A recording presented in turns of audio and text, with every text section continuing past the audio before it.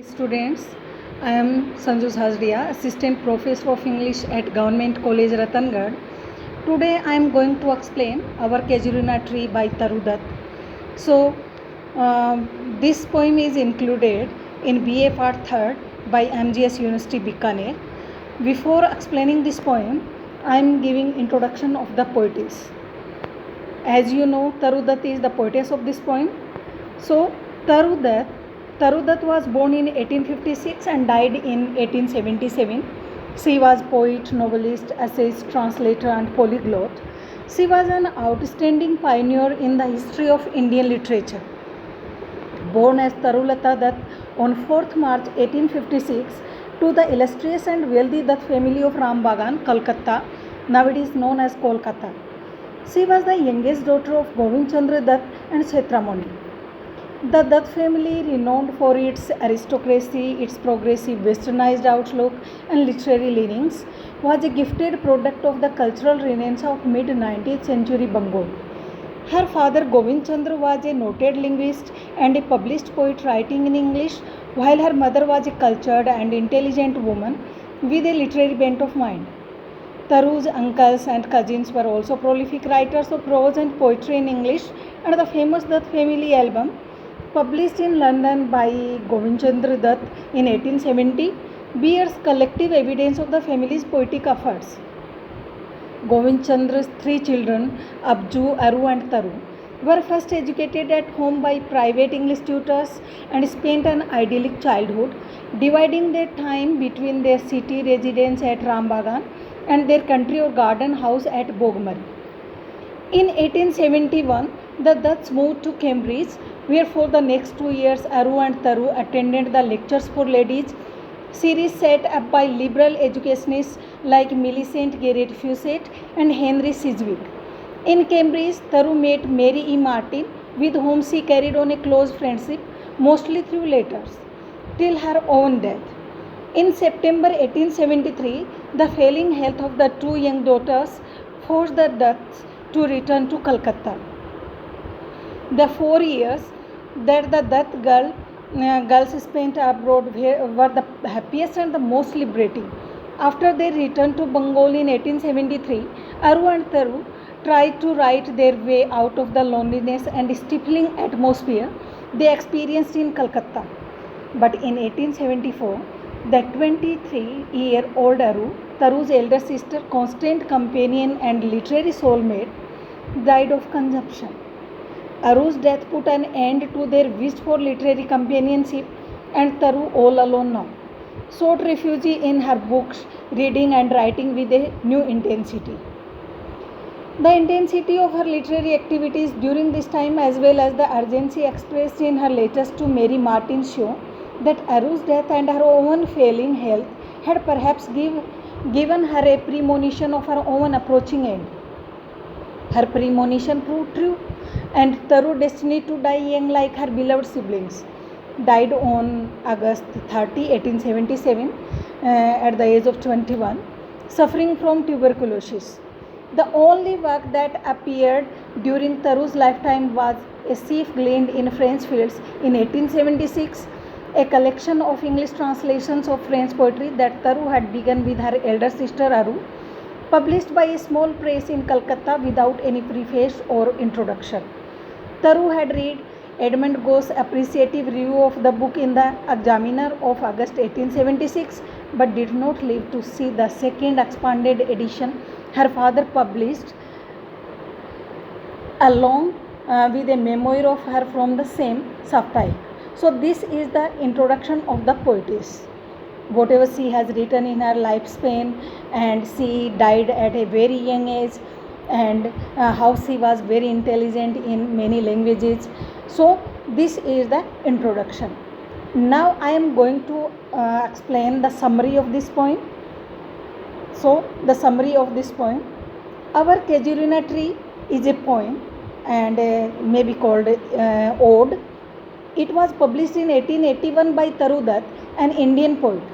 In this poem, Taru Dutt celebrates the majesty of the Casuarina tree that she used to see by her window, and remembers her happy childhood days spent under it and revives her memories with her beloved siblings. It still remains one of the most popular poems in modern Indian literature. It is very popular poem.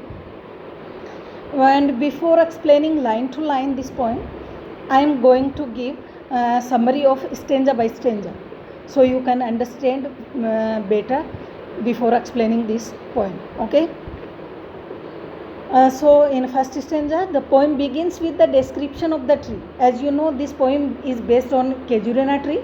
So the poem begins with the description of the tree.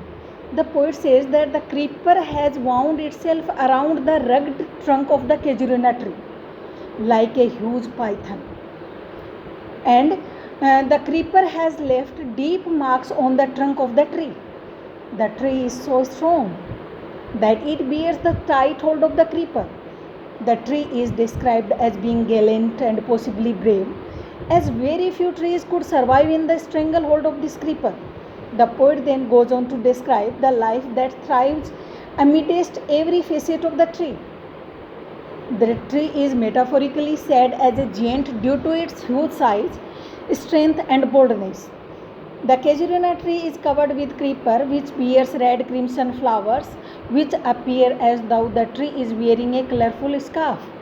Often at night, the garden echoes and it seems to be jubilant, and the song of a nightingale, has no end. It continues till dawn. At dawn, when the poet opens her window, she is delighted to see the Khejurina tree. Mostly in winters, a grey baboon is seen sitting on the crest of the tree, seeing the sunrise with her younger ones leaping and playing in the tree's boughs. The shadow of the tree appears to fall on the huge water tank. Tarudat says that it is not because of the majestic appearance of the Khejurina tree that it is dear to her heart and soul, but also that she, along with her siblings, spent happy moments under it. So she tells the reason why this Khejurina tree is dear to her. Tarudat has brought out the theme of nature as something that shares feeling with humans, that lightens the burden on the heart. The poet continues with a description of how strong the image of the tree is, even when in lands far away. Even in France and Italy, where the poet studied, she can hear the tree's lament. The poet wishes to consecrate the tree's memory and importance for the sake of those who are now dead, and looks ahead to her own death, hoping that the tree be spared obscurity, or that no one will remember it. She immortalizes the tree through this poem, like how Wordsworth sanctified the yew trees of Borrowdale. She says, "May love defend thee from oblivion's curse," expressing her wish that love shield her tree against the curse of forgetfulness, that the tree be remembered out of love and not because it cannot be forgotten. Oblivion's curse, the inability to be forgotten. So because of the love she has for her siblings, this tree will be remembered forever. So this is the summary of this poem, stanza by stanza. And now in most concrete way, I am telling about our Khejurina tree. Our Khejurina tree is an autobiographical poem. As you know, poet is remembering her childhood days, and she is writing about her siblings and her own self. So it is autobiographical. While living abroad, she is pining for the scenes of her native land and reliving the memories of childhood. In the first part of the poem, the poet depicts the Khejurina tree trailed by a creeper vine like a huge python, winding round and round the rough trunk, sunken deep with scars. It reached to the height touching the very summit of stars. The Khejurina tree stood alone, unaccompanied in the compound. It was wearing the scarf of the creeper, hung with crimson cluster of the flowers among the boughs, accompanied by the bud and swarms of bees humming around.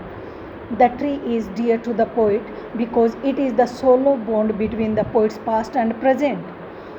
So the result is that the tree is very dear to the heart and soul to the poet because it is solo bond between her past and present.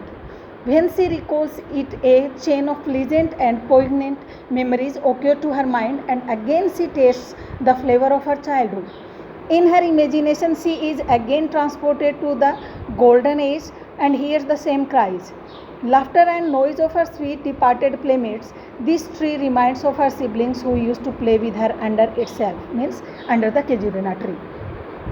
So students, I am going to divide this lecture in two parts because it will be very long and it will be very boring if I will continue it. So in second part I will explain this point line to line. Okay, bye.